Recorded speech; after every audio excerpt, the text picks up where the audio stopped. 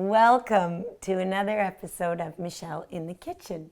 And today I'm joined in the kitchen by the beautiful Michael Tonello, who is a best-selling author for his book called Bringing Home the Birkin. And he lives in Barcelona, even though he's from Cape Cod. And he's going to make a beautiful carrot and leek soup. And I don't have to do anything. Here we go.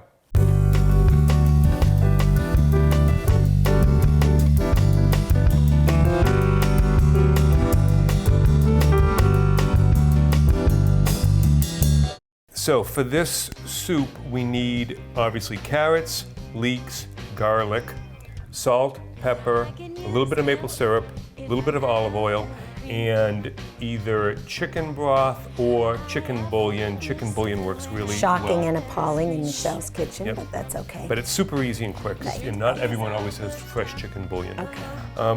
I've already prepped 3 large carrots and 1 leek, and I'm going to go ahead and prep 1 more carrot now. The thing that's cool about this soup is it's actually made in a frying pan as opposed to being made into like a stock or a crock pot or something like that. So you want the pieces of vegetables to be cut to a size where they're uniform so they cook at the same time, Right. but also so that they're easy to fit into the mouth of your blender. Right. What I like to do is make the soup and then refrigerate it and then reheat it either that evening or the following day. It's like lasagna. In my opinion, lasagna is always better the next day. Absolutely. And I find the same thing happens with this soup. You come round, everything turns real. My heart's on fire, and I can't put out the flame, 'cause you drive me insane. The leek. We're gonna cut it right at the point where the leaves begin to separate. Okay. Okay?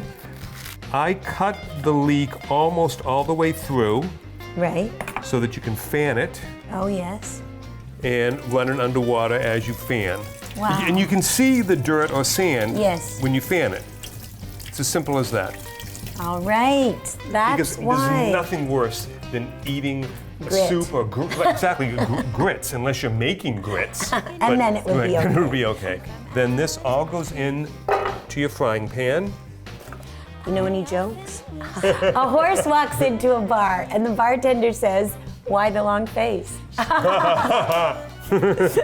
Just saying. Bartender'll do, 'cause baby, there's no standing for you.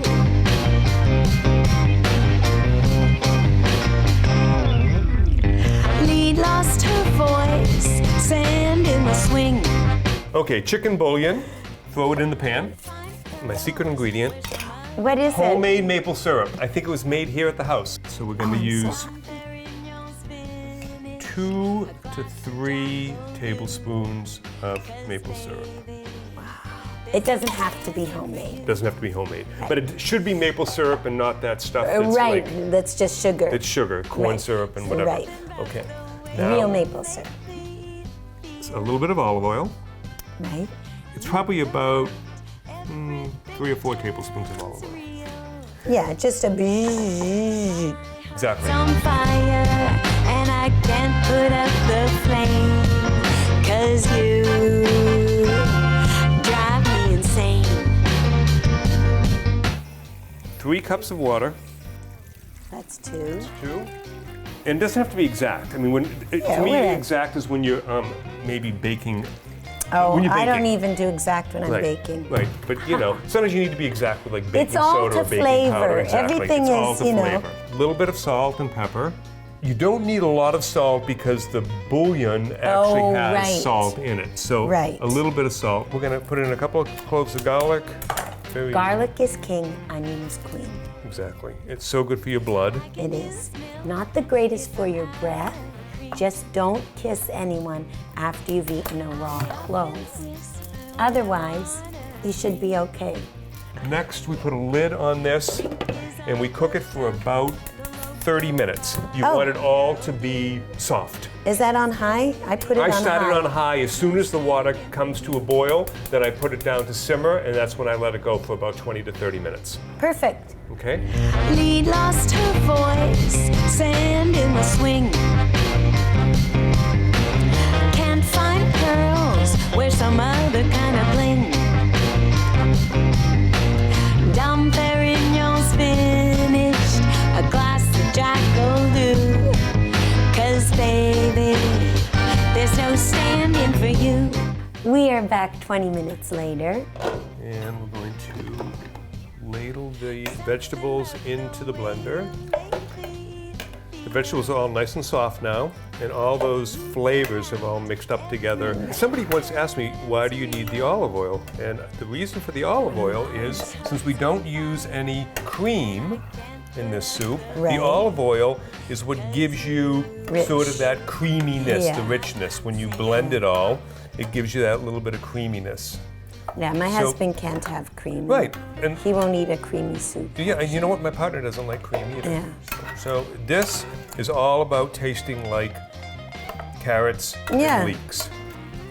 And there we go. I typically let this sit here to cool because I once turned the blender Oh, on same. And it went crazy. because it was so hot. Yeah, but we could turn it on low and see what happens. I mean, Yeah, let's turn you want to try it? it. You just start on low, and then it cools easily. Nice. Now we can work it up a little bit, easy.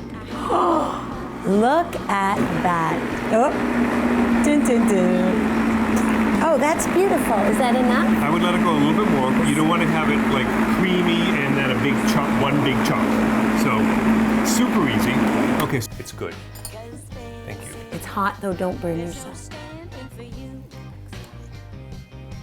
Perfect. Perfect. It's very hot. Perfect. It's like carrots and leeks. Oh, go figure. Go figure. I've had lots of boys, they come and they go. Intelligent and witty, romantic accents too. But baby, there's no standing for you. There's no standing for you. There's no standing for you. Right? This is the best panna cotta I've ever tasted. And he said, would you like the recipe? Oh, It was isn't as that simple as nice? that. And they brought it out on a little piece of paper. The chef literally wrote it down. Olive and 1 spoon of salt. That's actually a tablespoon. That's why it's so good though.